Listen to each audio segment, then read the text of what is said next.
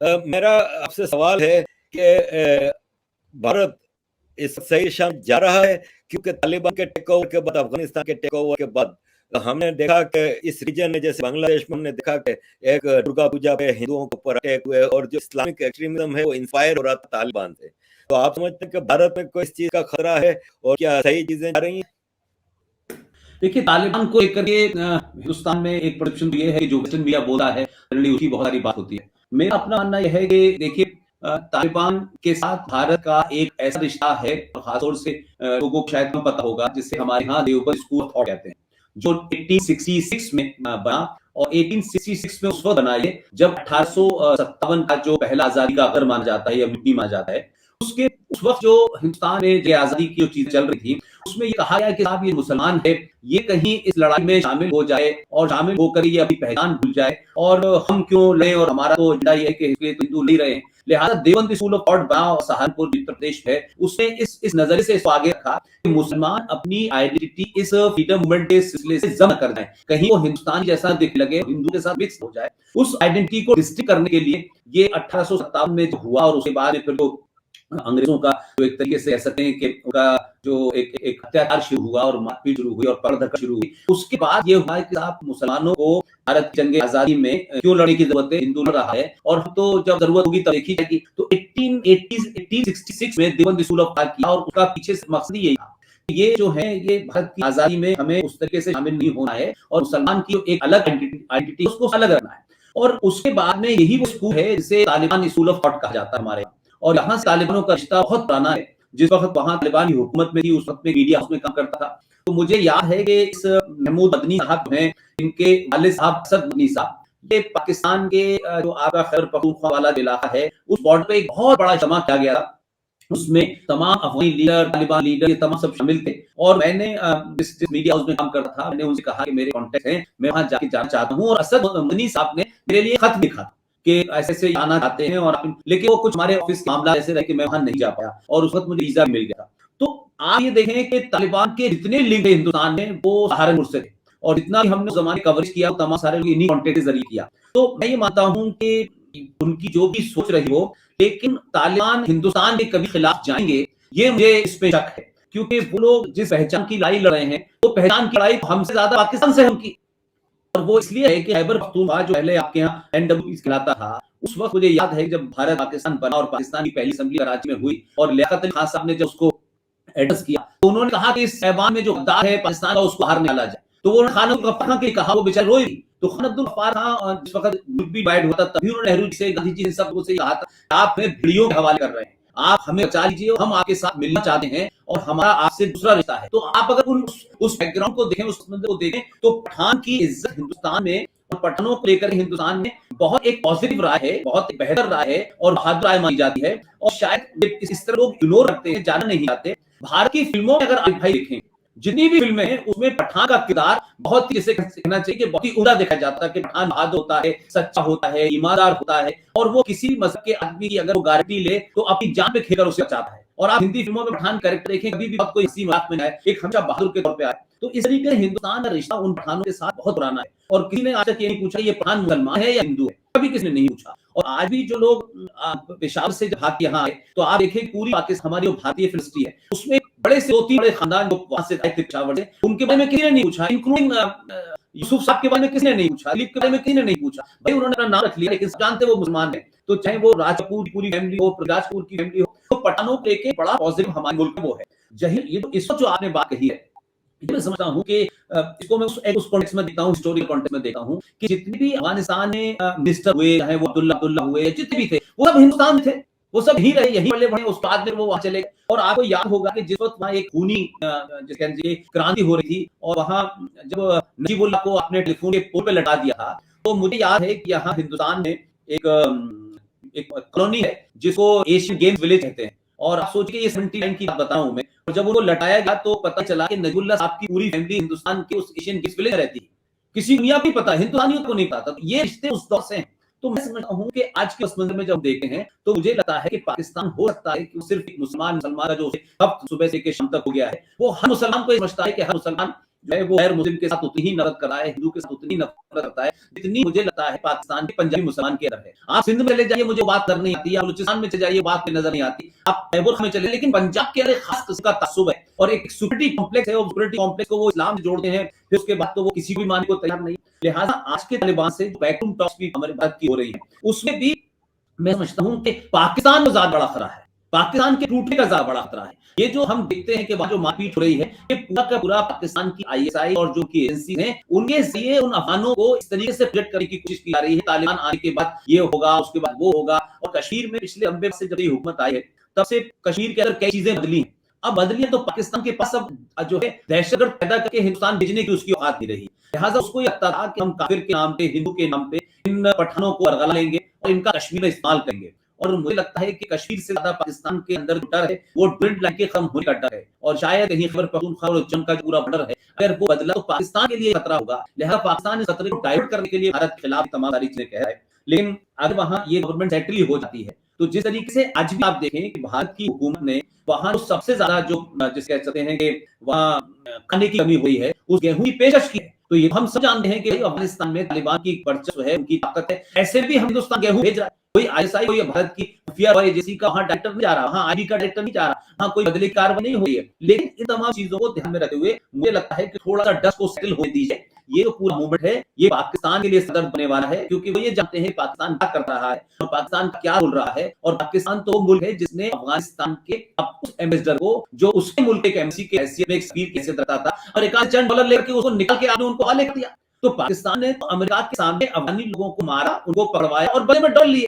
तो ये कोई नई बात नहीं। लिहाजा मुझे, मैं भी मानता हूं जैसी थोड़ा डर सेटल होगी, ये जो हुकूमत भारत के लोग जो सोचते हैं, शायद उसमें एक बहुत बड़ी वजह ये भी है कि हम जो है वो बहुत इमीडिएट चीजों से राय बनाते हैं। उस हिस्टोरिकल बैकग्राउंड में अगर जाएं और हम ये समझते हैं कि तालिबान की हुकूमत के बाद भी आप देखिए जब वहां नॉर्मलाइजेशन हुआ, तो चाहे वहां की पार्लियामेंट का मामला हो, सड़कों का मामला हो, तो अगर भारत की तरफ से ये होगा कि साहब ये तालिबान लोग हैं और भारत की हुकूमत या जिनको भी पता होगा कि वहां तालिबान अभी भी एग्जिस्ट करते हैं, ये नहीं करते, लेकिन इसको डाइवर्ट करने की कोशिश हो रही है और डाइवर्ट करके इसी तरीके से हिंदुस्तान के अंदर ये माहौल बनाया जाए। और कुछ हिंदुस्तान के जाहिल और बदअक्ल लीडरों ने इसको हवा देने की कोशिश की है। वो महबूबा मुफ्ती कहती है कि देखिए सब उन्होंने अमेरिका को बरा दिया, नरेंद्र मोदी को इस तरह कुछ के नाखून खाने चाहिए। तो इस तरीके की बातें करके कुछ लोग अपना दिल बहला सकते हैं, पॉलिटिकल बात कर सकते हैं, लेकिन मैं मानता हूं कि हमारे कल्चर और हिस्टोरिकल रिलेशन की जो कंधार है उसको आपने नाम बदला हो, लेकिन हमारे रामायण का जो हिस्सा है कंधार जिसे आप कह रहे हैं, वो गंधारी जो थी वो उसके नाम से जाना जाता था। तो नाम बदलने से मिट्टी बदल जाती है, नाम बदल जाने से मकान का नंबर बदल सकता है, लेकिन मिट्टी की खुशबू नहीं बदल सकती है। यही मैं बार बार कह रहा हूं, वो रूस जब पनपेगी वहां की जमीन के लोगों को पता चलेगा, या जैसे जैसे पता हो रहा है वैसे ही पाकिस्तान के लिए ये जो पूरा जो उन्होंने सामने खड़ा किया है उनको बर्दाश्त करना है। भारत की जो अप्रोच है वो बहुत एग्रेसिव नहीं है, बहुत जो कह सकते हैं कि एकदम बुलेट टू बुलेट नहीं है जो हम यहाँ समझते हैं। भारत की अप्रोच उस बैकग्राउंड में है और जो भी टॉक भारत की सरकार कर रही है उसी बैकग्राउंड में कर रही है, और यही पाकिस्तान के लिए एक चिंता का, ये परेशानी का सबब है, जिसलिए इसको एक भारत वर्सेस तालिबान और तालिबान इस्लाम और भारत काफिर ये कोशिश हो रही है जो मुमकिन नहीं लगती आ रही है।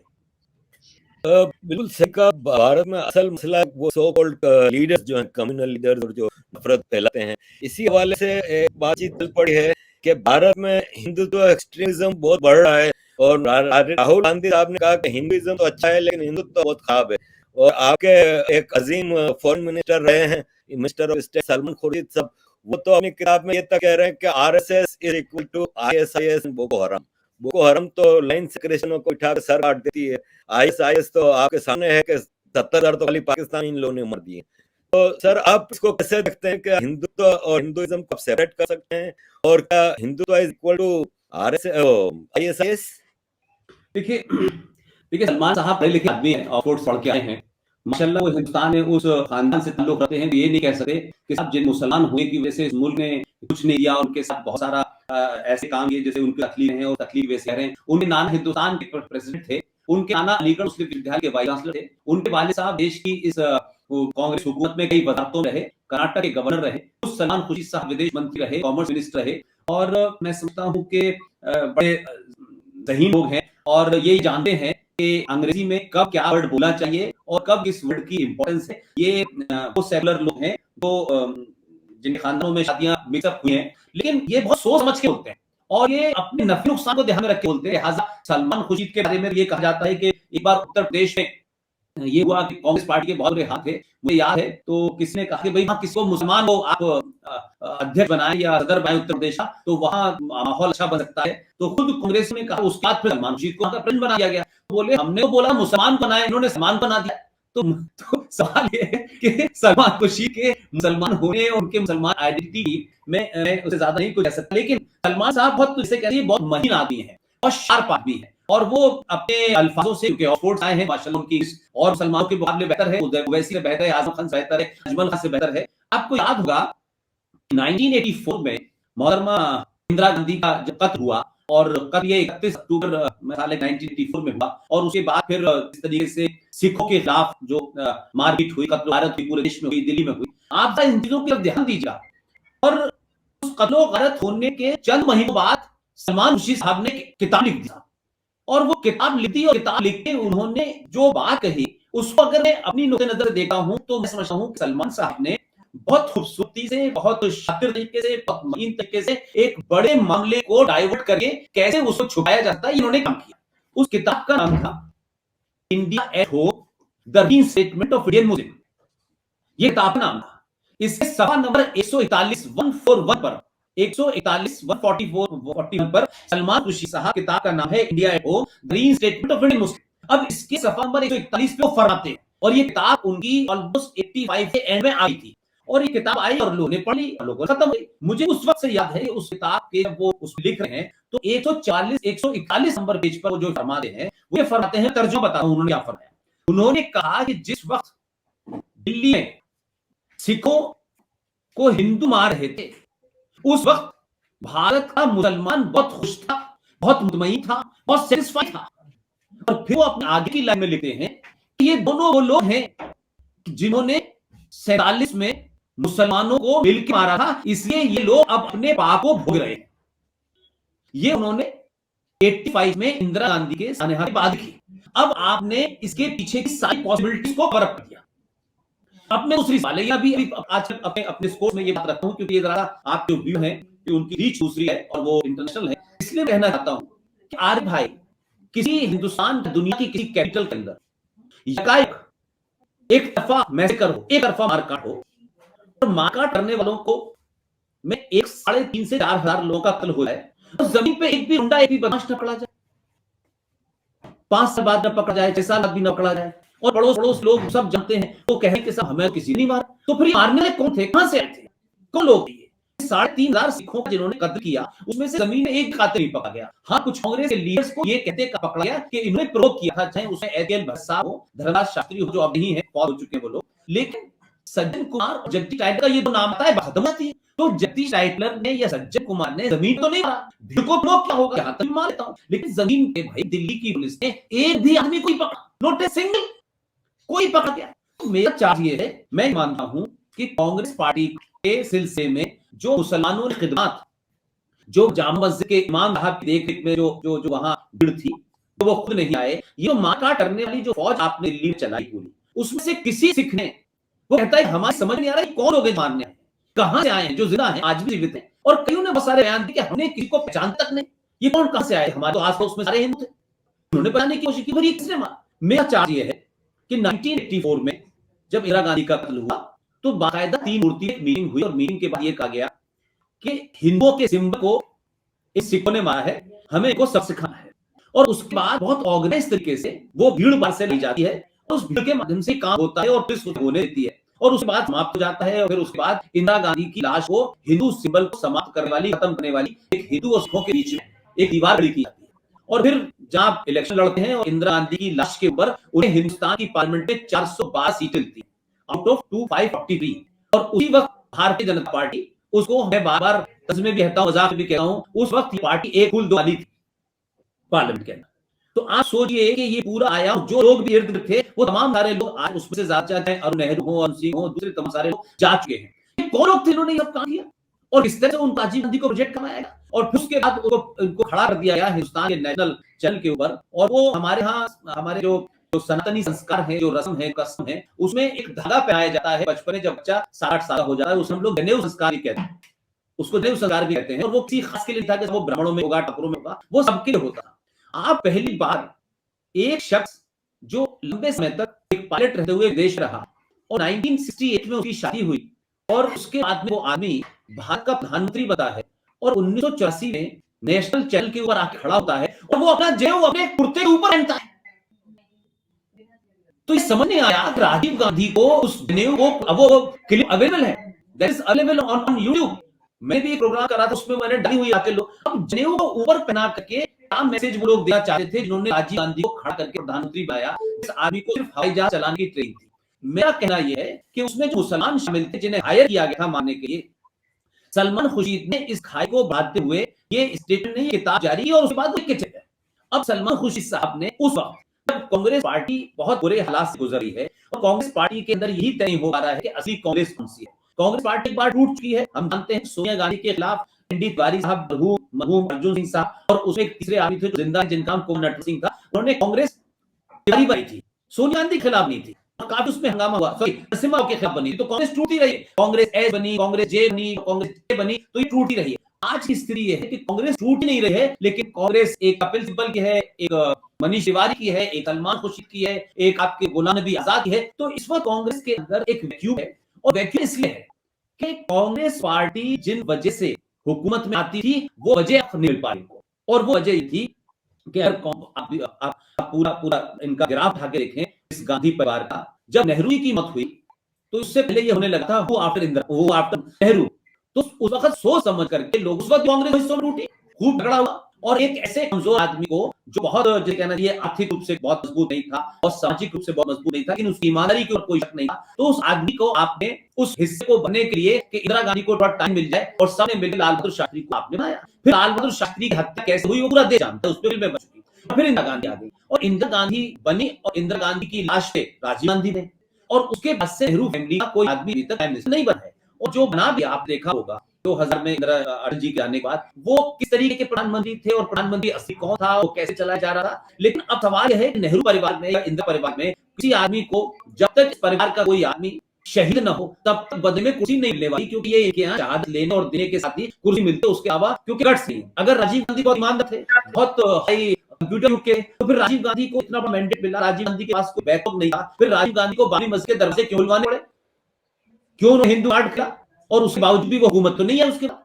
तो राजीव गांधी डेथ हुई, तो राजीव गांधी डेथ के बाद से ये पूरा मामला खत्म हो गया। अब आज सलमान साहब पे आ रहा हूं। सलमान साहब जो लेटेस्ट किताब लिखी है, उसके बाद में अभी आपने देखा होगा 2 दिन पहले अभी किताब आने वाली है 26/11 जो हमारे यहाँ हुआ, जो आपके यहाँ से पाकिस्तान से जो आए और वो पूरा जो मुंबई हमला हुआ, उस डेट को एक किताब रिलीज होने वाली है, मनीष तिवारी साहब लिखी, उन्होंने भी उसमें जोड़ दिया, उन्होंने भी उसमें एक एजेंडा दे दिया है कि Manmohan Singh was totally incompetent and was not decisive, उनको डिसीजन लेना चाहिए, नहीं लिया। तो ये सडनली जो ज्ञान प्राप्त हो रहा है कांग्रेसियों को किताब के माध्यम से, ये ऐसे ही नहीं हो रहा है। इनको लगने लगा है कि जो एक बड़ा अपोजिशन पार्टियों की जब भी हुकूमत बनी, चाहे उसमें कांग्रेस का कोई प्रधानमंत्री हो या कांग्रेस का हो, उनके पास डोर पावर ही हमेशा कांग्रेस के पास रहती थी। चाहे लालू के साथ, मुलायम के साथ, माया के साथ, जब भी बनी तो कांग्रेस उसको हैंडल करती थी, कांग्रेस डिसाइसिव होती थी। आज कांग्रेस की पोजीशन ये हो गई है कि कांग्रेस की स्टेट में भी हुकूमत ना के बराबर है, 1-2 बची। तो आज कांग्रेस के पास वो ताकत नहीं है, वो पावर नहीं है, लिहाजा आज कांग्रेस के अंदर वही स्थिति होने वाली है कि ये पता ही नहीं था कि एक अपोजिशन पार्टी का एक लीडर आएगा और वो कांग्रेस के अंदाज में पूरे देश के अंदर आ जाएगा और उसका करिश्मा होगा कि वो अपने नाम से चुनाव जिताएगा। और लगातार 2 बार जिताया, एक बार 283 सीट मिली, एक बार 303 सीट मिली। इस पावर में अब उसको हिंदू ये नहीं है, हिंदू आतंकवादी है, ये तमाम नेटिव जलाए 26/11 इसलिए गए थे ताकि आरएसएस को डिमोरलाइज किया जाए, हिंदू को डिवाइस किया जाए, हिंदू के अंदर एक ऐसा माहौल पैदा किया जाए जो अच्छा पढ़ा लिखा हिंदू है वो देखिए इन हिंदूवादी ताकतों के साथ। तो 26/11 की तैयारी तो पूरे तौर पर इसी एजेंडे के साथ की थी, उसमें भारत का उस वक्त का होम मिनिस्टर शामिल था। और ये खुलासा मैं इसे कह रहा हूं कि हमारे दोस्त मेरे गुरु कर्नल आरएस सिंह साहब ने एक किताब लिखी है नो द एंटी नेशनल, इसमें पूरा एक चैप्टर है, उसमें आरएबी उसका एक चीज का गम है भी। और ये पूरा आप देखिए, इस टाइम देखें, ये नवंबर की जा रही है, ये 2000 नवंबर से की बात है, सॉरी 2009 की बात है और नवंबर का महीना चल रहा है। आप सोचिए उस वक्त किया जा रहा है जिसके कई महीने बाद चुनाव होता था, 2009 चंद 4-5 महीने बाद चुनाव होना था। और भारत का जो सिक्योरिटी एपरेटस होता है, इंटर सिक्योरिटी एपरेटस होता है, वो पूरा का पूरा पाकिस्तान बैठा हुआ था। 24 नवंबर 25 नवंबर की 2 दिन की डेलीगेशन टॉक्स हुई थी और ये टॉक्स 4 महीने पहले तय की गई। और भारत का होम सेक्रेटरी जिसे इंटरनल सिक्योरिटी का सबसे बड़ा, होम मिनिस्टर के बाद सबसे बड़ा आदमी माना जाता है, जो अंदर खाने कोई बात हो है तो उसको सही चीज को वो खुद नंबर 2 नंबर 3 उसमें आईबी अधिकारी सारे इस्लामाबाद देते। 24-25 तारीख की मीटिंग होती है। 25 तारीख की शाम को इस्लामाबाद के जो भी मेजबान थे उन्होंने डेलीगेशन से कहा कि देखिए आप यहाँ आए हैं, हम चाहते हैं हमारी मेहमान नवाजी का आप लुत्फ लीजिए।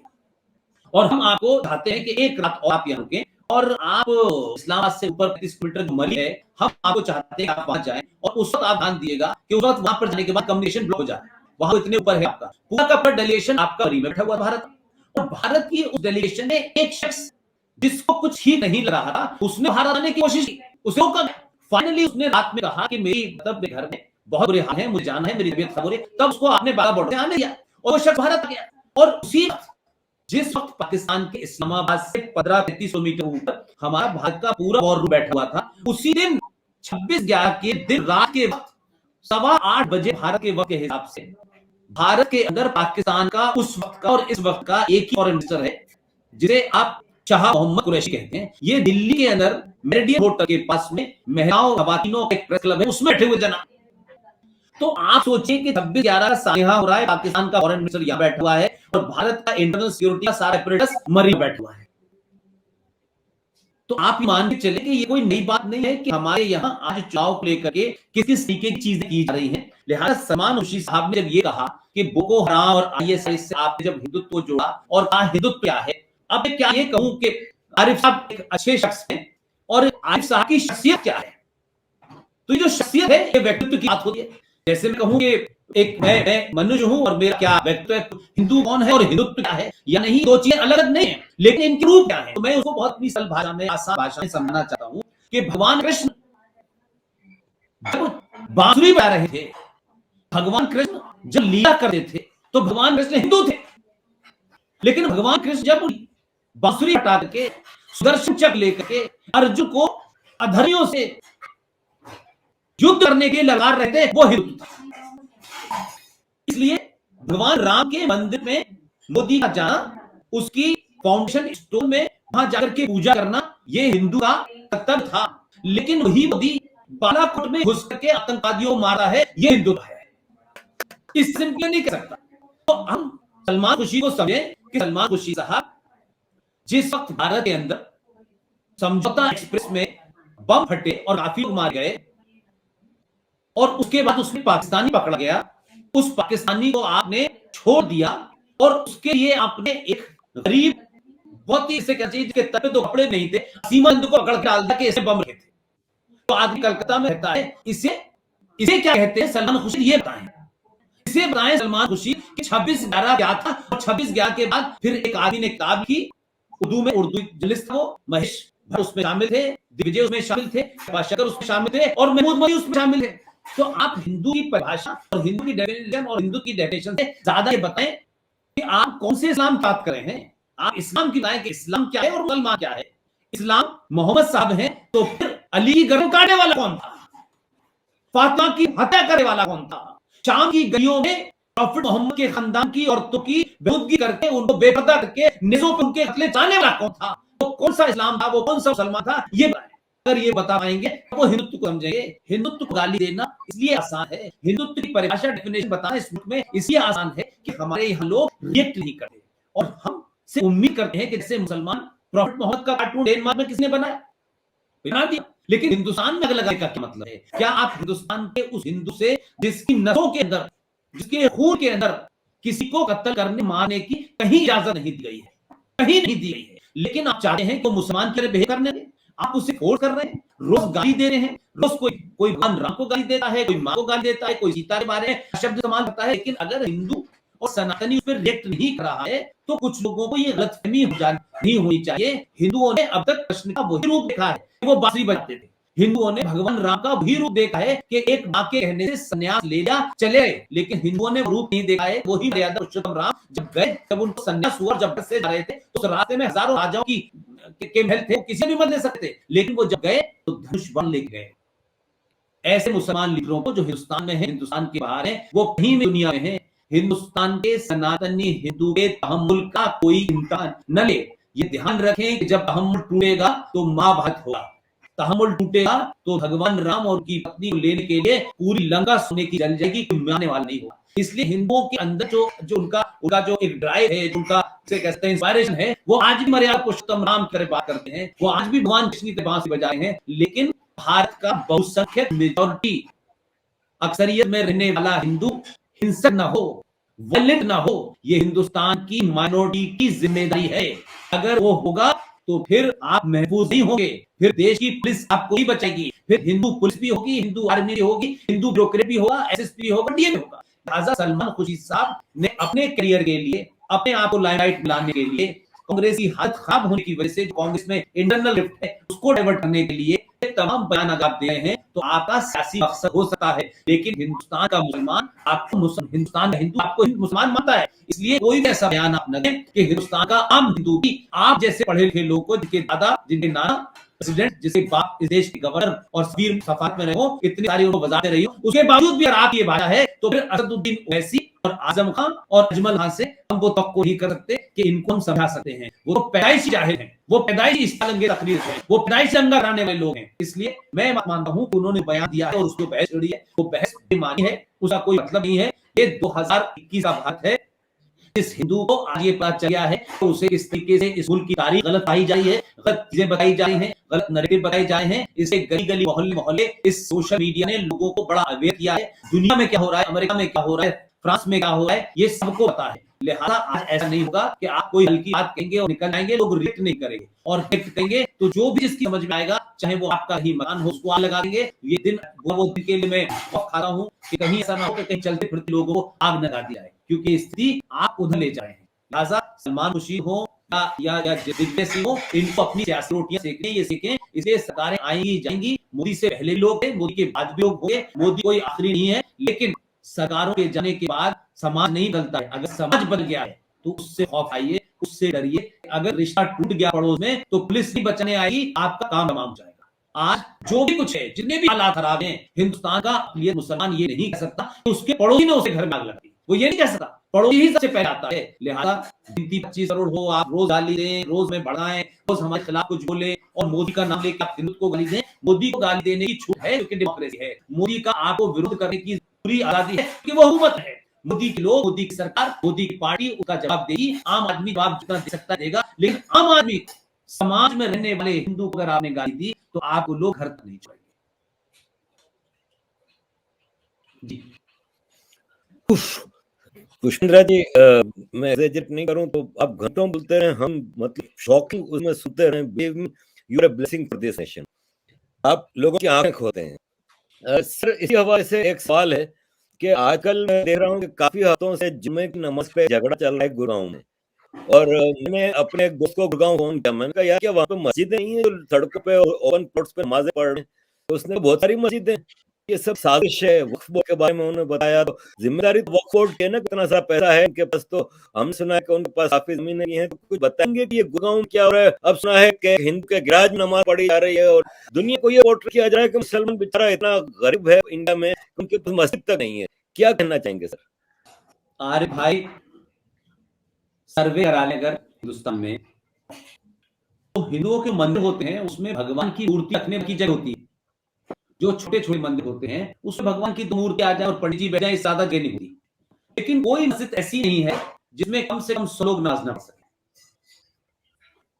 आप हिंदुस्तान में रेंडमली, आप तो क्योंकि आपकी रूट्स तो गुजरात में है, सारे मंदिर जो हैं वो अयोध्या नहीं है, सारे मंदिर काशी की तरह बड़े नहीं है। काशी में भी जो पूजा करने की जगह है, जो मेन पूजा है, वो छोटा सा है, उसमें 10 लोग भी घुसते हैं, एक दूसरे तकते हैं। तो हमारे यहाँ जो पूजा का कंसेप्ट है वो यही है। हमारे यहाँ 100 लोग 500 लोग एक साथ खड़े हो जाएं और वो नमाज पढ़ें, और उसके बाद में फिर जो हमारे इमाम साहब हो वो माशाल्लाह खुतबा इतना जबरदस्त दें कि लोग डर जाएं, बाप रे बाप ऐसा खुतबा, वो भी इमाम साहब जो नमाज पढ़ा रहे हो, तो अल्लाह के ज्यादा नजदीक है, बगैर टेलीफोन के ही अल्लाह रोज बात कर लेते हैं, रोज फरमान वहां ले लेते हैं, क्या जायज है क्या ना जायज है रोज बताते हैं। तो हिंदुओं के मंदिरों के मुकाबले ये जो मस्जिदों की आड़ में, ये जो मजारों की आड़ में हिंदुस्तान में खुलेआम मुसलमानों की गुंडागर्दी चल रही है, इसको समझने की कोशिश करें।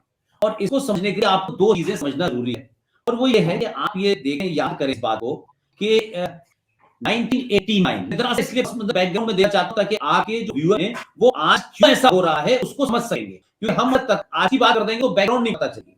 1989 में भारत के अंदर वीपीसी की हुकूमत थी, भारतीय जनता पार्टी सपोर्ट कर रही थी, उन्हीं के बल पे सरकार चल रही थी। भारत की एक कमजोर हुकूमत में पहली बार, आजाद भारत में पहली बार भारत का जो वजीर दाखिला होता है, सॉरी वजीर, मैं गलत कह रहा हूं, वो जो जो क्या होते हैं उसको होम मिनिस्टर, वजीर दाखिला, वो पहली बार मुसलमान बना और बहुत कमजोर सरकार थी, और इत्तेफाक से वो आदमी कश्मीर का था, महबूबा मुफ्ती वाले साहब थे।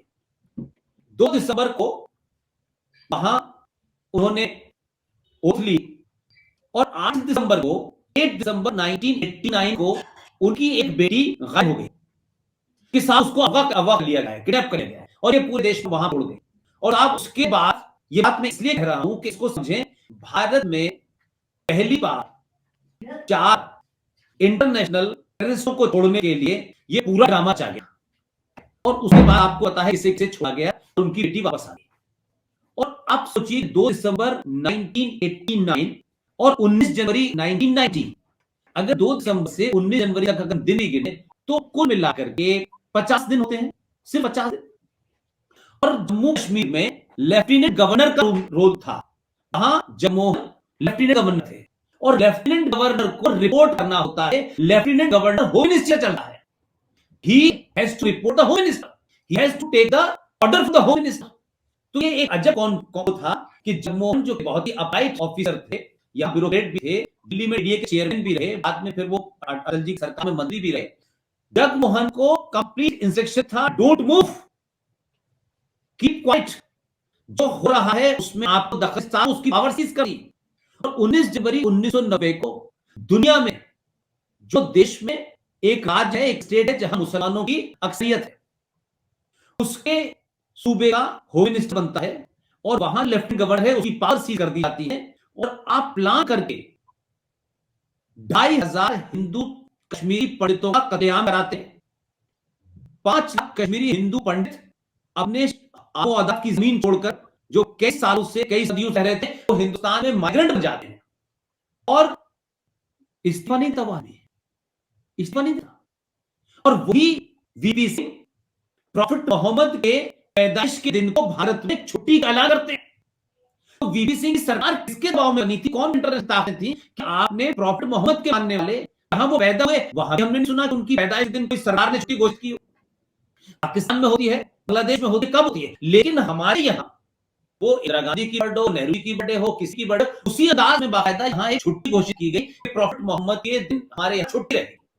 इससे पहले प्रॉफिट मोहम्मद के बारे में जो मुसलमान शराब सेके जो सब कुछ करते हैं, वो पहले नहीं होता, लेकिन उसी सरकार में मुफ्ती मोहम्मद सईद होते हुए ये हुआ, और उसके बाद में फिर बात खत्म हो गई। 90 का दौर था, और आप सोचिए कि वो सरकार चली गई, और उसके बाद फिर 1991 में पीवी नरसिम्हा राव की सरकार आई, और पीवी नरसिम्हा राव की सरकार जिन हालात में आई आप समझ सकते हैं। उससे सोनिया गांधी बहुत खुश नहीं थी, लेकिन वो समझती थी कि एक कमजोर आदमी, क्योंकि उनका हार्ट का ऑपरेशन हुआ था, उनको हम बना देंगे तो इन मीन टाइम हमारा बेटा चलना फिर सीख जाएगा, और उनको अपने प्रधानमंत्री बनाया। अब यहां से कहानी शुरू होती है, बात आज आपने पूछी है, उसका क्या रिलेवेंस है।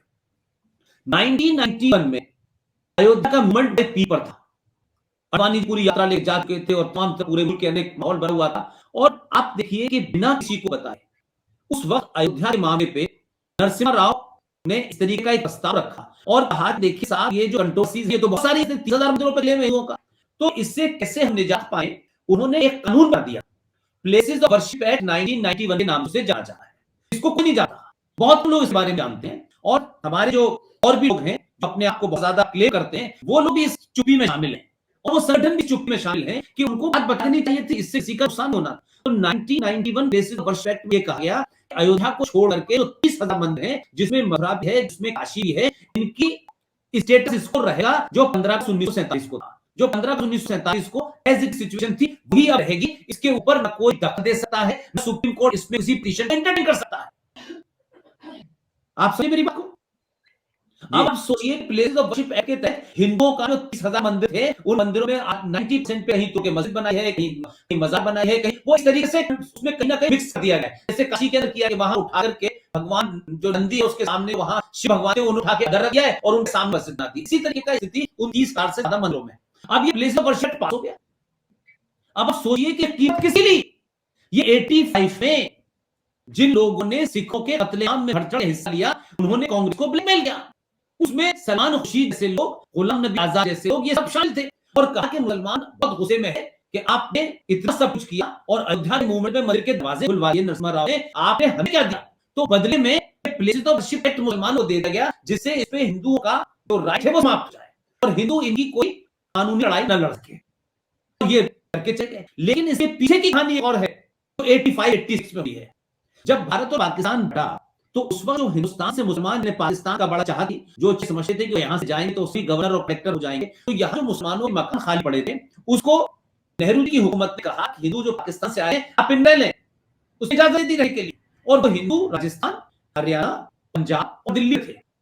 लेकिन मुसलमानों ने क्या किया साहब, सबसे पहले राजीव गांधी से डिमांड की कि आप ये काम करें कि ये जितने भी मुसलमानों की प्रॉपर्टी है हिंदुस्तान में, करोड़ों अरबों खरबों प्रॉपर्टी है, इसको आप वक्फ प्रॉपर्टी अनाउंस कर दें। और उन्होंने प्रॉपर्टी अनाउंस कर दी, तो एक ही रात में अरबों खरबों की प्रॉपर्टी बिल्डिंगें हो गई। और आज जो लोग 1 रुपया 50 पैसे में हिंदू रहते थे, आज 50-50 हजार 1-1 लाख रुपए देने के लिए मजबूर हैं और मकान खाली कर दिए। तो आपने यहाँ के मुसलमानों को आपने रातों रात उससे हिंदू को बेदखल किया और वक्फ बोर्ड को आपने वजीफ दे दी। फिर 91 में ये दिया, फिर 91 में 92 हो गया, बाबरी मस्जिद का सानिया सबको पता है। तो क्या किया गया कि मुसलमानों को खुश करने के लिए रातों रात ये फैसला हुआ, मुसलमानों को कैसे खुश करें, क्योंकि मुसलमान देश को होता ही नहीं। तो क्या किया गया कि एक साहब तो मक्का में 1888 में पैदा हुए थे, 1902 में भारत आए थे, न किसी मदरसे गए, न स्कूल गए, न यूनिवर्सिटी गए, न कॉलेज गए, लेकिन भारत के पहले एजुकेशन मिनिस्टर बने मौलाना अबुल कलाम आजाद। वो 1958 में उनकी मौत हो गई।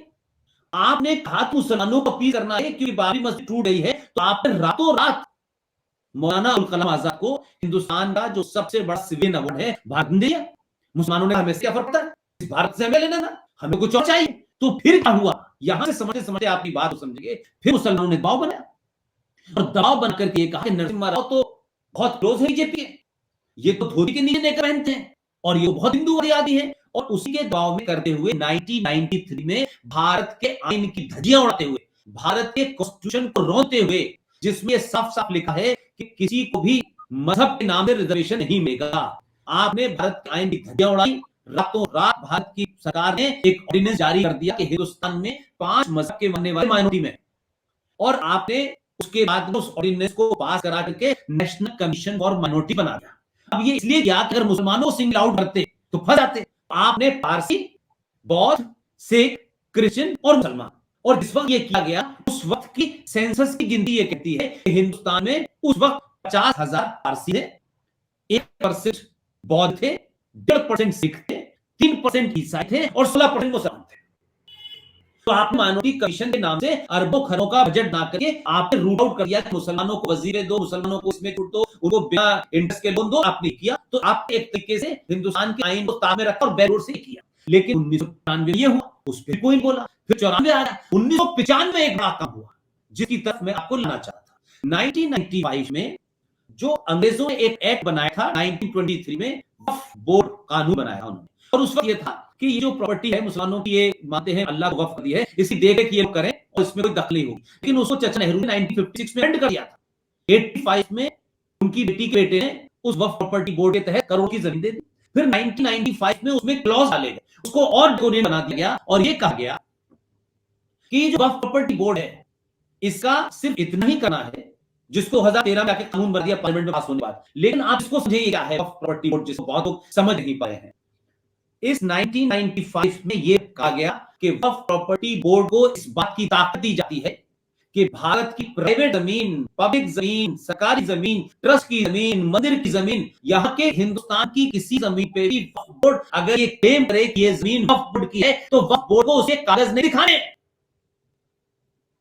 और आप कागज दिखा नहीं सकते कि उनसे कागज नहीं, जिसकी जमीन है उसको कोर्ट जाने का भी तैयार नहीं है।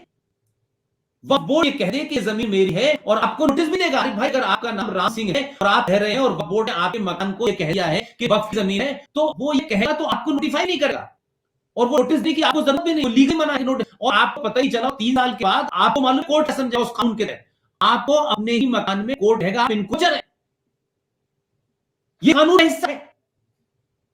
अब इस कानून को बना करके उसको ताकत दे करके 2013 में जब नरसिम्हा राव चले गए तो आप देखिए कि क्या क्या खेल हुआ है देश में। नरसिम्हा राव चले गए, अटल जी की सरकार आ गई, सॉरी उसके बाद में बीच सरकारें आई छोटी छोटी जो आई गुजरात। 2005 में जैसे ही कांग्रेस पार्टी की सरकार आई, सबसे पहला काम क्या किया, क्योंकि मुसलमानों ने इंदिरा गांधी से कहा कि नरसिम्हा राव तो आईएसएस गेम खेल रहे और हमने आपका साथ दिया।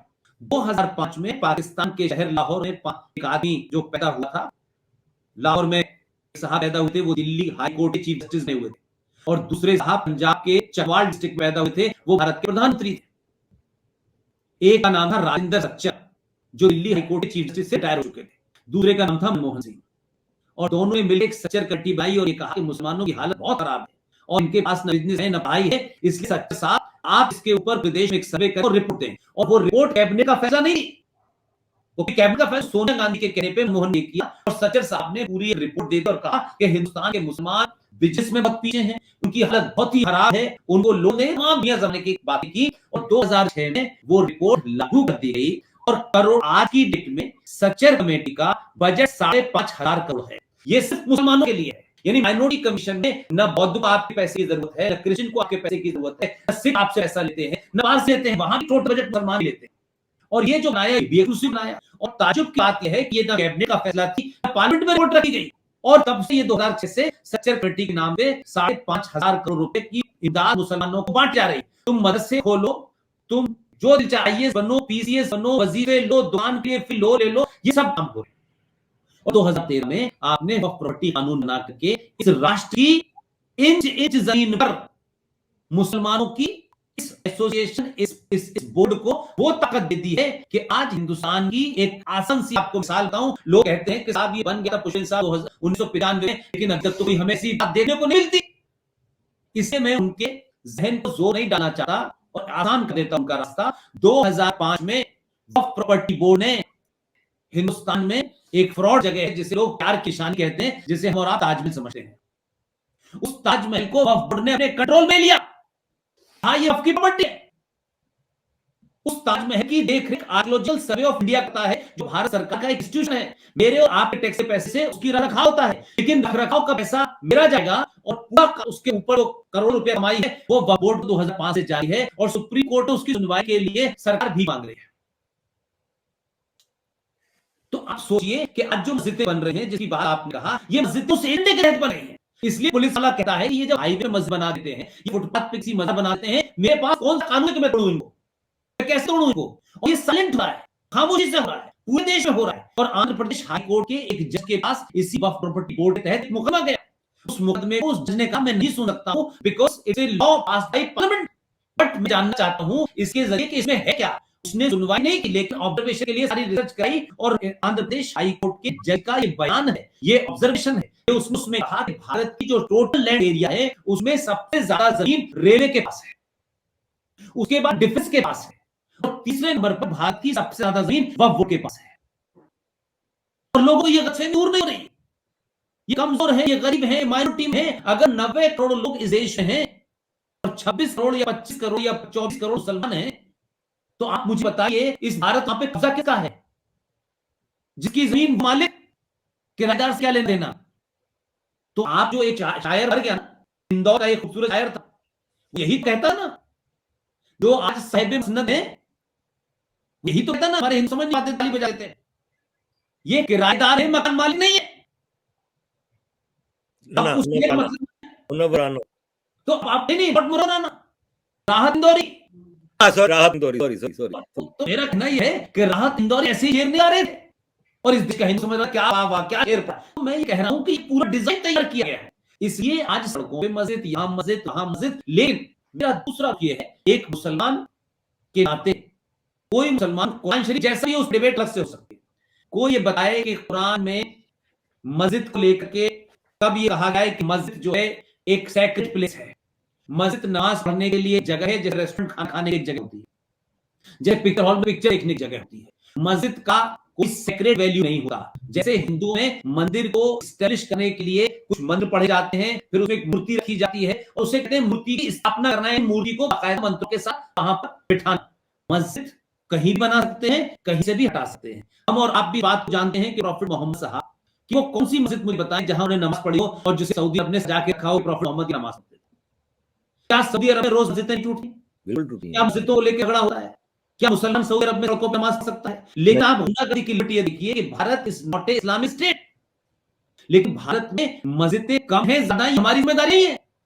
रोड टैक्स देता हूं मैं, तब मेरा स्कूटर चलता है, तब मेरा थ्री व्हीलर चलता है, तब मेरी कार चलती है।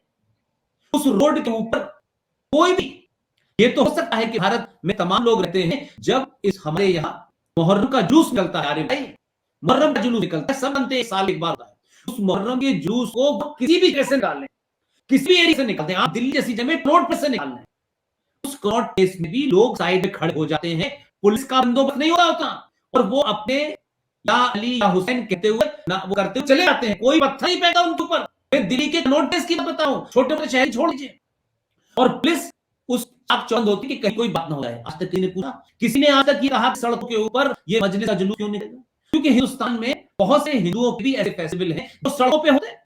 जिस तरीके से आपने देखा होगा महाराष्ट्र में गणेश उत्सव जो है वो सड़कों पे होता है, तो एक तरीके से अंडरस्टैंडिंग। लेकिन हर जुमे को डेलिबरेटली आप उस जुमे नमाज के नाम पे बैठ जाते हैं और लोग सोचते हैं चलो 10-15 मिनट की बात है। आपकी नियत नमाज पढ़ना नहीं है, आपकी नियत नमाज की नियत बांध करके गुंडागर्दी करने की है, डिमोन्स्ट्रेट करने की है, पावर ऑफ माइंड दिखाने की है। हम हिंदुस्तान के हिंदू को उसके सामने अपने मजहब की आस्था का ध्यान रखते हुए नियत बांधते हुए ये गुंडागर्दी करेंगे, और अगर कोई हमें हटाएगा तो हम हिंदुस्तान की हुकूमत को हिला देंगे, आग लगा देंगे। ये डर पैदा करने की कोशिश की जा रही है, ये डिमोन्स्ट्रेशन किया जा रहा है। इसलिए भारत में कभी कभी होता था, ये कहीं कहीं होता था।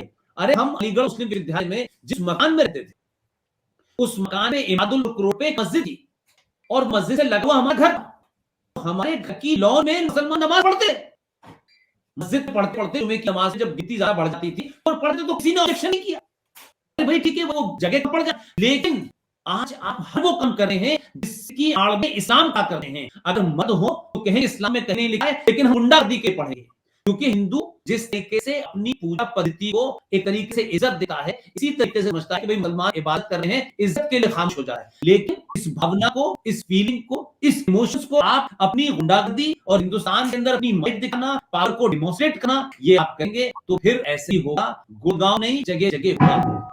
फिर आप सोचे चाहे त्रिपुरा हो, चाहे बंगाल हो, सब में होगा ये, और ये रिएक्शन रुकेगा नहीं। फिर ये तय करना है कि असली मस्जिद भी नमाज पढ़ाओगे नहीं पढ़ाओगे। इसलिए ये एक डेलीब्रेट है, और ये चाहते हैं हिंदू भोग हो और दुनिया में ये मैसेज है कि मुसलमान कितना मजलूम है, मुसलमान कितना कमजोर है, कितना डाया जा रहा है, और मोदी कितना नादिर शाह है, और मोदी कितना, ये एक एजेंडे के तहत हो रहा है। इसका कोई लेना देना नहीं है, ये सब जगह होगा। हम तो दिन भर हजारों लाखों ईमेल रिसीव करते हैं, और कहां छोटे छोटे लोग क्या कर रहे हैं, जैसे जैसे लोगों को अवेयरनेस इस्लाम के बारे में लोग समझ रहे हैं। मोहम्मद साहब कौन थे, अबू बकर कौन था, आयशा कौन थी, फातिमा कौन थी, खदीजा, ये जैसे जैसे पढ़ेंगे लोगों को समझ आ रहा है कि उन्हें बताया क्या जा रहा है। और मेरा तो एक मशवरा है, हिंदुस्तान में औरंगजेब की तारीख, बाबर की तारीख, अंग्रेजों की तारीख, पुर्तगालियों की तारीख, इस्लामिक हिस्ट्री क्यों नहीं पढ़ाई जाती भारत में? जंग बदर क्या थी, क्यों हुई, पढ़ाया क्यों नहीं जाता? अली को मारने वाले कौन लोग थे, उनको बनाने वाले कौन लोग थे? आयशा ने कितनी जंगें लड़ी, प्रॉफेट मोहम्मद आपकी पहली वाइफ कौन थी? भाई भगवान राम की पिताजी 3 पत्नी थी, सबको पता है। हम जब ये पढ़ते हैं तो इसे जानने में तकलीफ होती है। आप बताएं, खुद मुसलमानों को जगह जगह बताना चाहिए जाके, और बताना चाहिए कि जो शिया हैं, जो सड़कों पर मुहर्रम मनाते हैं, जरा पूछे लोग, ये हिंदू काफिर मुसलमान से ये पूछे कि ये बताइए कि ये अपनी मजलिस में किसके बारे में बोलते हैं, ये किसको बद्दुआ देते हैं, ये किसकी तारीफ करते हैं? प्रॉफेट मोहम्मद के बेटी के कातिल, दामाद के कातिल जब सड़कों पे उतरते हैं, शिया मातम मनाते हैं, तो लखनऊ की सड़कों पे शियाओं के मातम के खिलाफ सुन्नी खड़ा होता था, हिंदू ने खड़ा होता था। इसलिए जो मोहम्मद के सगे न हुए, उनके दामाद के सगे न हुए, उनकी बेटी के सगे न हुए, वो हमसे भाईचारा निभाएंगे। तुमने इस्लाम को एक पॉलिटिकल आइडियोलॉजी, एक टूल, एक हथियार के रूप में पूरी दुनिया में पेश किया है। अब उसका मजा तुम दुनिया में चाह रहे हो।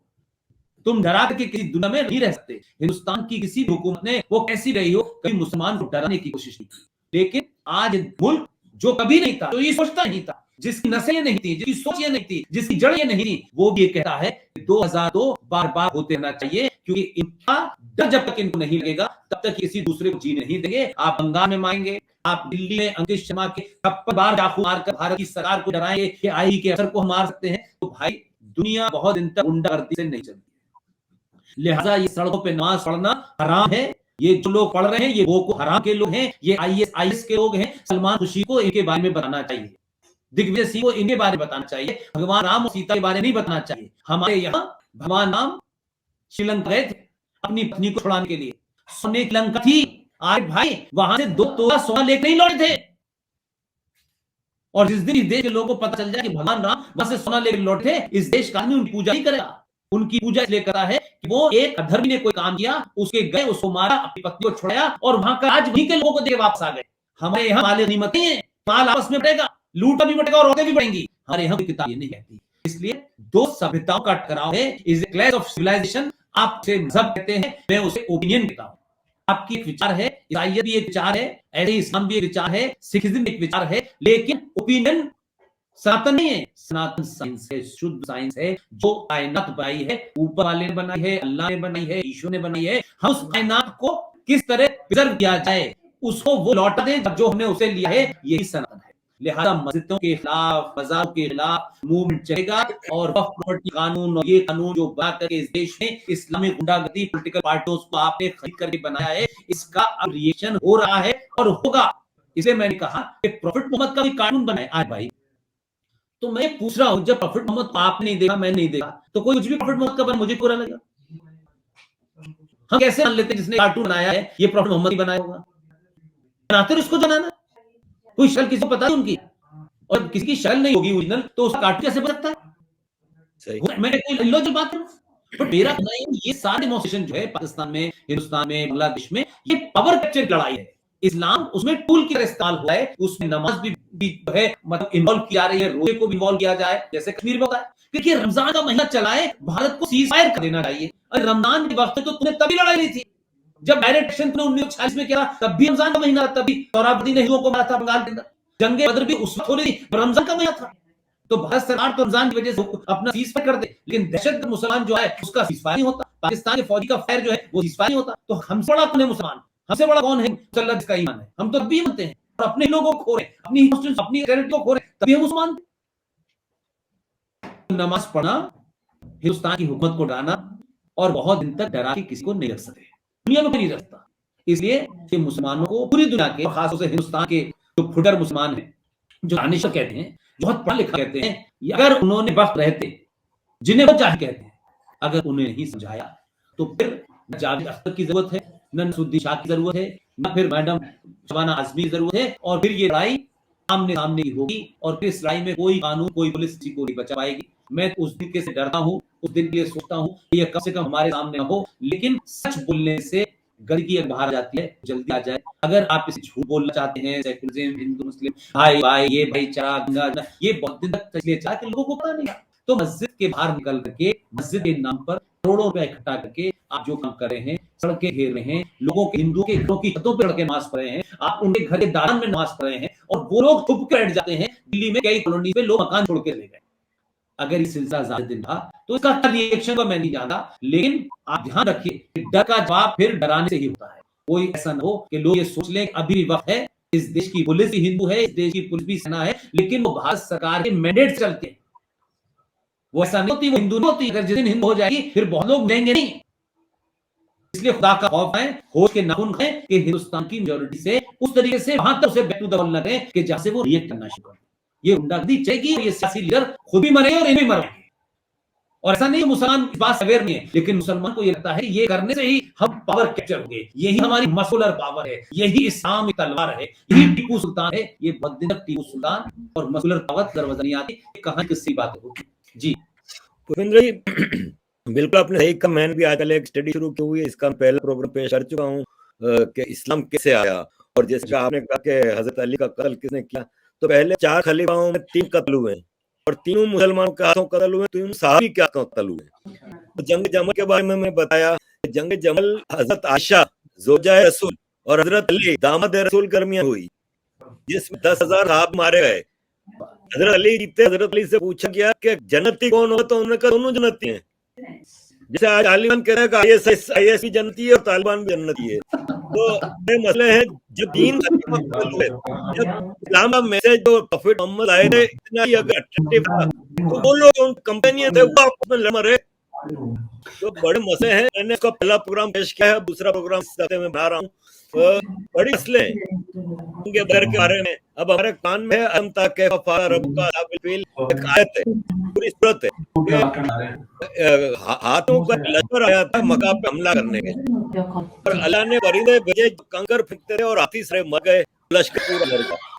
अंग्रेज ने इसकी रिसर्च रिपोर्ट पेश की है। वो एक्चुअली पत्थर फेंकने से लाल निशानी हुए, तो उस लश्कर को चेचक हो गया था। हमारे यहाँ इसको ये सब चीज मैं पेश कर रहा हूँ। मुझे भी ये लोग काफिर मानते हैं, मुझे फर्क नहीं पड़ता, जो सच है हम सामने पेश करेंगे। पुष्पेंद्र जी, आपका बहुत टाइम ले लिया, मजीद थोड़ा सा टाइम लूंगा। नहीं जरूर जरूर, कोई बात नहीं, आपके कोई इस किस्म का मामला नहीं, पूछिए। भारत में एक बड़ा मसला है इलेक्शंस, क्योंकि होता ही है पाकिस्तान में तो एक ही दिन प्रोविंशियल इलेक्शन हो गए, एक ही दिन नेशनल इलेक्शन हो गए, 5 साल फिर छुट्टी। हमारे यहाँ भारत में ये होता है कि हर साल 3-4 इलेक्शन होते हैं, और इलेक्शन में किसी को अपीजमेंट करनी पड़ती है, even यहाँ यूके यूएसए भी होती है। और इलेक्शन पॉलिटिक्स आपकी नेशनल पॉलिटिक्स या नेशनल इंटरेस्ट को अफेक्ट करते हैं। जैसे कि हमने देखा कि अभी शायद पंजाब इलेक्शन की वजह से फार्मर को वापस लिए गए। अब पंजाब इलेक्शन को कैसे देखते हैं? कैप्टन अमरिंदर सिंह जी ने कांग्रेस छोड़ दी, नवजोत सिद्धू भी कांग्रेस निकल रहा था, फिर वापस आया। क्या बीजेपी और आपका अलायंस होगा, और क्या वहां पे चांस है? क्योंकि Punjab is a very important place is Pakistan border. देखिए, इसके दो पहलू हो सकते हैं। कुछ लोग इसको इमीडिएटली जो एक कहते हैं कि देखिए अरे भाई मैं आपसे किसी बात पे डिफरेंट ओपिनियन हो या डिफरेंट राय हो, एक तो, लेकिन मुझे आपसे इतनी नफरत है कि मैं कहूं कि आपकी आंखें नहीं है, आपके बाल नहीं है, तो ये पागल बना होता है। हमारे यहाँ दो चीजें हैं, मोदी ने ये बिल वापस ले ली और मोदी झुक गया, मोदी डर गया। और क्योंकि इलेक्शन उसमें एक एंगल है कि इलेक्शन, तो मोदी को क्या ये इलेक्शन 4-5 दिन पहले ही आ रहे थे? इलेक्शन तो पहले से रहा था, 22 में इलेक्शन होने जा रहा है, और ये पिछले ऑलमोस्ट साल भर से ऊपर हो गया इन बैठे हो, तो इसमें कोई बात छुपी हुई थी? तो फिर मोदी को क्या इतनी अक्ल नहीं थी कि मैं इलेक्शन के ऑलमोस्ट आसपास जब लूंगा तो मेरे बारे में मैसेज किया जाएगा? मेरी एक इमेज है, एक सख्त प्राइम मिनिस्टर की इमेज है, एक डिसाइसिव प्राइम मिनिस्टर की इमेज है, एक कन्विक्शन वाले प्राइम मिनिस्टर की इमेज है, वो अपनी इमेज को टार्निश करेगा कि किसानों के वापस देने से जीत की गारंटी होगी। मैं नहीं मानता कि मोदी के मूव अगर आप देखें तो मैं उसको इस तरीके से देखा हूं कि पंजाब और उत्तर प्रदेश, आप याद करें कि पंजाब का जो जब खालिस्तान मूवमेंट था तो यही जगह सबसे ज्यादा थी, और लोगों को पता नहीं है कुल मिलाकर के पूरे देश में सिखों की जो कत्लेआम हुआ था वो दिल्ली में 3.5 था, देश भर में मिलकर और 4-5 हजार मान लीजिए, लेकिन ऑलमोस्ट करीब 40,000 हिंदू पंजाब मारा गया था। बसों से उतार के, टैक्सियों से उतार के, गांव हो गए, वो चर्चा नहीं हुई देश के अंदर। लेकिन मोदी के दो मूव को देखें, आपको याद होगा कि नरेंद्र मोदी ने एक फैसला लिया, और फैसला ये लिया कि जो पंजाब का बॉर्डर पूरे पाकिस्तान से लगता है, जहां बॉर्डर सिक्योरिटी फोर्स खड़ी होती है, इस बॉर्डर सिक्योरिटी फोर्स का हर शहर, हर स्टेट होता होगा, हर स्टेट मींस हर मुल्क में ऐसा होता होगा, लेकिन मुझे तो अपने मुल्क का पता है कि जो बॉर्डर होता है, जहां बीएसएफ खड़ी होती है, जहां रूटीन में उसको गार्ड करती है, उसका एक एरिया फिक्स होता है कि बॉर्डर से कितनी अंदर तक वो उसके कंट्रोल में एरिया रहेगा। सिर्फ वो बॉर्डर की पट्टी नहीं होती, कुछ एरिया होता है, तो अमूमन वो 15 किलोमीटर का एरिया होता है हर स्टेट में, जहां इंटरनेशनल बॉर्डर लगा होता है कि बॉर्डर बीएसएफ होगी, उसको 15 किलोमीटर अपने अंदर तक, वहां अगर कोई एक्टिविटी होगी तो बीएसएफ विल कैच हिम, उसको पकड़ेगी और उसको आगे पुलिस को दे देगी। अभी क्या किया था नरेंद्र मोदी ने कि ये ड्रोन वाला मारा आने लगा, बहुत सारी चीजें होने लगी, और इस तरीके से सिद्धू साहब ने सब करना शुरू किया। ये पूरे किसान आंदोलन आपने देखा, कनाडा के सिख आ गए, किसी ने 5 करोड़ का नाम रख दिया, किसी ने 2 करोड़ का नाम रख दिया। They were provoking Modi, they were trying to divide Hindu versus Sikh with the help of so-called Muslim leader और anti-Modi lobby which is available throughout the country। सब लोग इसके पीछे खड़े हो गए कि भाई ये होता रहे, उनका एजेंडा राजनीति थी, लेकिन लार्जली पाकिस्तान से लेकर के दूसरी लोग जो भारत के उसमें दुश्मन है, उनका एजेंडा था कि ये डिवाइड हो जाए, और इस डिवाइड को उस पी पे ले जाया जाए जैसे 1984 में हुआ, और सरकार मजबूर हो जाए। तो मोदी ने पहला कदम उठाया था 2-3 महीने पहले, वो खबर बड़ी नहीं बनी। वो ये था कि मोदी ने कहा कि जो पंजाब का बॉर्डर पाकिस्तान के साथ लगा है, उस बॉर्डर पे पहले जो 15 किलोमीटर के इलाके में बीएसएफ मूव कर सकती थी, बीएसएफ किसी को पकड़ सकती थी, उसका दायरा बढ़ा के 50 किलोमीटर कर दिया था। तो आप समझ सकते हैं कि बॉर्डर सिक्योरिटी फोर्स के पास ये पावर आ गई कि इनसाइड इंडिया वो 50 किलोमीटर तक उसकी विल रहेगी। तो उसकी वजह इनको लगा कि 50 किलोमीटर तो फिर आसपास नजर नहीं आएंगे हमारे, वो 50 किलोमीटर जो कवर करेंगे, वहां पे जो फोर्स का आदमी 50 किलोमीटर अंदर तक आ गया तो वो उसका मतलब फिर तो एक्टिविटी बॉर्डर पहुंच ही नहीं पाएंगे।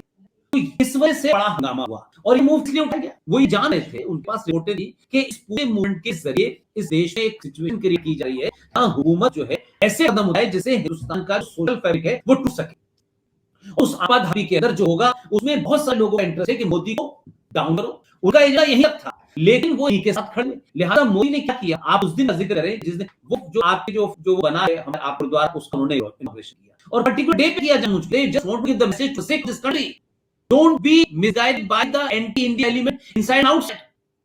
वो बार-बार ये कोशिश कर रहा है कि सिख तुम वो लोग हो जिनके बच्चों को दीवारों में चिनवाया गया, जिनका शीशगढ़ गुरुद्वारा लाल किले के सामने बना है, वो क्यों मुगल राजाओं ने कटवाई गर्दनें सिखों की, किसने कटवाई?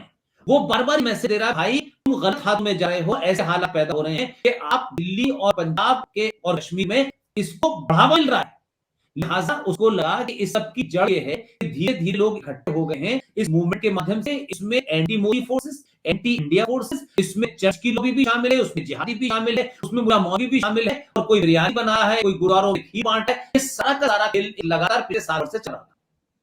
क्या हिंदुस्तान का जो सिंबल है लाल किला, जहां से आप तकरीर करते हैं, कौम को खिताब करते हैं, जब उसमें वहां झंडे को उतार करके वहां आपने गड़बड़ किया, तो क्या भारत की हुकूमत, दिल्ली की police, home minister Amit Shah के अंडर में आते हैं, क्या उनको ये नहीं पता कि हिंदुस्तान के माहौल पे क्या असर पड़ेगा? क्या वो गोली नहीं मार सकते थे? लेकिन वो प्रोव करना चाहते यही थे, इसलिए दिल्ली में पुलिस के ऊपर ट्रैक्टर चढ़ाया गया। ये सब कुछ इसलिए बर्दाश्त किया गया कि इससे रिपरकशंस काउंटर प्रोडक्टिव होंगे, और जो पर्पस है वो बिल्कुल कुछ भी नहीं है। कांग्रेस पार्टी के दो मैनिफेस्टो के अंदर इसी बिल में जो लाया गया है वो पैसे अनाउंस कर चुके थे, लेकिन अब एक्सप्रेस। तो कुल मिलाकर के मैं ये मानता हूं कि मोदी इस बात को स्मेल कर रहे थे कि इसीलिए अमरिंदर सिंह मिलने आए थे, जब चीफ मिनिस्टर थे मिलने आए थे अमित शाह से, और अमित शाह को उन्होंने फाइल दी, अमित शाह को जो डॉक्यूमेंट दिए हैं। इसलिए आपको ध्यान होगा जब वो कॉरिडोर खुल रहा था तब भी उन्होंने कहा था, तब भी उसके खुश नहीं थे, और जिस तरीके से सिद्धू उस पार्टी का रहते हुए भाजपा से क्लेम मिला, तब भी उन्होंने कहा एंटी नेशनल एक्टिविटी है। ये एक तरीके से अगर आप अमरिंदर सिंह को देखें तो अमरिंदर सिंह तो कांग्रेस पार्टी के उस दौर के हैं जिन्होंने सोनिया की शादी में इन्वॉल्व थे, ये लोग मीडिएटर थे उस मानने के।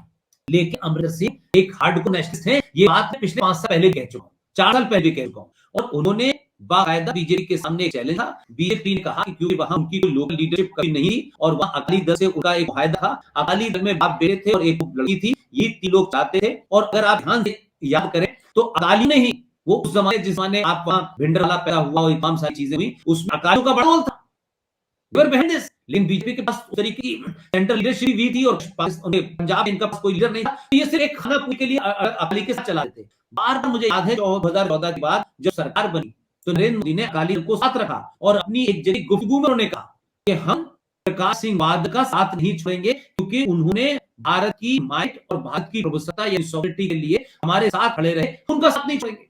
और सरदार के भेष बदल करके ही नरेंद्र मोदी अमरिंदर सिंह के जमाने में गए थे। ये तमाम सारी चीजें हैं, तो वो बार बार ये मैसेज देने की कोशिश की, लेकिन अकाली दल ने जिस तरीके से सरकार को छोड़ा, उनकी जो बेटी साहिबा हैं प्रकाश सिंह बादल साहब की, उन्होंने पार्टी छोड़ी, मंत्री का जो अपना उनका ओहदा था वो छोड़ा, और वो भी सामने कूद गई, तब उनको लगा कि this is the time to check. और उसके बाद अकाली दल को उन्हें एक तरीके से खुली छूट दी, अकाली दल सरकार के खिलाफ बोला, वो सरकार से बाहर चला गया, और अमरिंदर सिंह से लगातार बातचीत हुई। अमरिंदर सिंह से चीजें तय हो चुका कि अमरिंदर सिंह इसको नहीं होने देंगे। उन्होंने लास्ट कोशिश की कि सिद्धू को कंट्रोल करें, और आखिर में जाकर के वही हुआ कि भारतीय जनता पार्टी के इस पूरे जो बिल वापस लेने की कहानी पिछले 4-5 महीने पहले शुरू हो गई थी, इसके लिए एप्रोप्रिएट दिन तलाशा जा रहा था, और ये कहा जा रहा था कि हम इसको ऐसे दिन करें जिस पर्पस से, जिस डर से, जिस खशात के तहत चलते हुए ये मामला डिरेल हो रहा है, उसी दिन का हम इस्तेमाल करें, उसी दिन के मैसेज दें कि हम भारत की सरकार में कौन प्रधानमंत्री है कौन नहीं है, ये हिंदू और सिखों का मामला नहीं है, हिंदू और सिख एक ही मां के बेटे हैं, इस तरीके का मैसेज था। ये 5-6 महीने पहले हो चुका था सब कुछ, अब लोगों को लगता है कि ये गायब हो गया। लेकिन अमरिंदर सिंह ने इस्तीफा दिया, कांग्रेस से बाहर आए, अपनी पार्टी का ऐलान किया, और साफ साफ कहा कि मैं चुनाव लड़ूंगा, और चुनाव लड़के मेरा भारतीय जनता पार्टी के साथ गठजोड़ होगा, अलायंस होगा, और उनके साथ में हुकूमत बनाऊंगा। अब भारतीय जनता पार्टी को इस वक्त जो पंजाब में अपनी लीडरशिप नहीं मिल रही थी, वो अमरिंदर सिंह एक तरीके से बीजेपी के हो गए, वहां उनको इतने वैसे ही आदमी मिला जिसकी जरूरत थी, और क्योंकि बीजेपी का वहां बहुत बड़ा बेस नहीं है, हिंदू वहां माइनॉरिटी में है, इसलिए ये पार्टी बनी, और अब ये हुआ। और फिर अमरिंदर सिंह को जब हार आ गए, क्योंकि अमरिंदर सिंह भी एक सरदार हैं, उनको भी ये मैसेज देना था, देखो मेरे ये कहने से पार्टी ने ये किया, और उसके बाद सोनिया गांधी ने उनको मजबूर किया कि वो भारतीय कांग्रेस पार्टी छोड़े, वो बाहर आए, और उसके बाद में नरेंद्र मोदी ने एक पंजाब को ध्यान में रखते हुए इंटरनेशनल जो साजिश थी उसको खत्म करते हुए इस आंदोलन को डिफ्यूज करने के लिए जो किसी ने नहीं सोचा था वो कर दिया, और ऐसे किया जब सरदारों का सबसे बड़ा पर्व होता है। तो 2 मैसेज थे, एक सोशल मैसेज था, एक पॉलिटिकल मैसेज था, और एक इंटरनेशनल ताकतें जो पैसा कनाडा से और लंदन में कुछ लोगों ने पंचर जोड़ जोड़ कमा लिया है, यहाँ बेचते थे, अनाउंस करते थे, उनको भी मैसेज देना था। लिहाजा मैं नहीं मानता कि ये चुनाव का मामला था। चुनाव का मामला तो हिंदुस्तान में लोग इन्हें समझदार हैं कि भाई आज चुनाव कल 3 महीने बाद होने वाली, नरेंद्र मोदी डरे, कहीं ऐसा होता है, लेकिन पंजाब बचाना, पंजाब में 50 किलोमीटर का दायरा वहां तक लाना, और उसके बाद अमरिंदर सिंह जो बहुत ही जिसे कह सकते हैं कि उन्हें जंग लड़ी, पैसे की जंग लड़ी है उन्होंने, तो ऐसा नहीं कहते कि कोई बिगड़े हुए कंफ्यूज सरदार है, उनको ला करके आगे उसने एक मास्टर स्ट्रोक में कह सकता हूं चेकमेट का, कांग्रेस का जो सबसे कद्दावर लीडर था पंजाब में, वो बीजेपी के साथ खड़ा हुआ है नेशनली। तो that is what I am trying to say कि इसको हम अगर ऐसे देखेंगे तो ये बहुत हल्की, बहुत सतही एनालिसिस होगी कि चुनाव जीतने के लिए किया। उत्तर प्रदेश में तो चुनाव आप नहीं हारने गए थे, पंजाब की तो समझ आती है, उत्तर प्रदेश में तो कोई असर नहीं पड़ने वाला। उत्तर प्रदेश में सिर्फ कौन सी बहुत बड़ी मेजॉरिटी में है, कुछ भी नहीं। और उत्तर प्रदेश के 2-4 जिलों को छोड़ दें, वहां के किसान, क्योंकि वहां बैठने से रुपया पैसा खाना पीना सब कुछ चला था, आपने देखा है विस्तार तहसील में धरना, तो बीजेपी को क्या पड़ने वाला, तो 303 में से 250 रह जाती, तब भी सरकार बन जाती थी। तो उत्तर प्रदेश ज्यादा बड़ा उनके लिस्ट था ना कि पंजाब, लेकिन पंजाब इन हालातों की तरफ बढ़ा था, वो उनके लिए बढ़ा था। लिहाजा मेरा, अगर आप मुझसे पूछें तो मैं उसको इलेक्शन से नहीं जोड़ता, बल्कि इसे जोड़ता हूं कि मुल्क की दिफा को बचाना था, इसलिए ये फैसला लिया गया है। मेरा मानना ये नहीं था कि ये सही हुआ, लेकिन मैं उसको तरह देखा हूं कि 4-5 महीने पहले से कवरेज चल रही थी, अमरिंदर सिंह से बातचीत चल रही थी, साइलेंट चल रही थी, कब करें, किस मोड पे करें, कैसे करें। अमरिंदर सिंह को इस बात का लीवरेज देना था कि देखो मैंने बातचीत सरकार से कर रहा था, लगातार कर रहा था, लेकिन सिख का ये जो पूरा मूवमेंट था, इसे सिख वर्सेस हिंदू बनाया जा रहा और इसमें इंटरनेशनल ताकतें इंक्लूडिंग पाकिस्तान दखल देने वाला था, इंटरेस्ट फैलाना चाह रहा था। लिहाजा मैंने बहुत कोशिश की, लेकिन आप नहीं माने, और आज मेरे हटने के बाद एक तरीके से अमरिंदर सिंह को पूरी ताकत दी है इन बिल को हटाने के बाद, तो वो ये कह सकें कि मेरे नेगोशिएशन के बाद ये हुआ। लेकिन कांग्रेस पार्टी इस पे राजी नहीं थी, क्योंकि उनका एजेंडा किसान नहीं थे, नरेंद्र मोदी को हटाना था पूरे देश में। मेरा एजेंडा नरेंद्र मोदी को हटाना नहीं था, मेरा एजेंडा किसानों को बचाना था, पंजाब को बचाना था। तो सिद्धू जो भाजपा का गला मिलेगा, वो कांग्रेस पार्टी उसको एक स्टेट में अपना प्रेसिडेंट बनाएगी, अपना अध्यक्ष बनाएगी, इससे मंसूबे नजर आते हैं। लिहाजा मेरी अपनी एनालिसिस है, मैं ये मानता हूं, हो सकता है मैं गलत भी हूं और ये बाद में साबित भी होगा। इसे चुनाव की हार जीत से इतना बड़ा फैसला नहीं लिया जाता, क्योंकि मोदी की वो इमेज नहीं है, और वो ये भी जानते थे किसके होने के बाद कुछ राग दरबारी लोग आ जाएंगे, कोई गिटार बजाएगा, कोई पिपनी बजाएगा, कोई ढोलक बजाएगा। तो असद वैसे आ गया उत्तर प्रदेश में कि हम शाहीन बाग बनाएंगे, तो हमने तो कहा कि अल्लाह तुम्हें सेहतमंद रखे, और हम चाहते हैं कि हिंदुस्तान की, खासतौर से उत्तर प्रदेश की गली गली में शाहीन बाग बनाओ। जरा करके देखो, 303 ने जितनी सीटें उतनी आ जाएंगी यूपी में, कर तो दिखाओ। और देखें मुसलमान बुरे वाली औरतें, बुजुर्ग औरतें कहां कहां बैठती, गोरखपुर में, लखनऊ में, कानपुर में, अलीगढ़ में, मेरठ में, जहां जहां बैठ जाए बैठ जाए, उनको समझ नहीं आ रहा है। तो असदुद्दीन ओवैसी तो ये कह रहे हैं कि अल्लाह के उनको अकल दे, और वो उत्तर प्रदेश में शाहीन बाग जगह जगह बना के खाएं, फिर देखिए क्या होता है। इसलिए किसान के जो बिल हैं, मैं समझता हूं इस कारण से हटाए गए हैं, इसका इलेक्शन से कोई लेना देना नहीं है। हमारे यहाँ तो ऐसे ऐसे, हमारे यहाँ दानिश्वर साफी मौजूद हैं कि नरेंद्र मोदी बातचीत करते हुए योगी के कंधे पे हाथ रख के बात कर रहे हैं।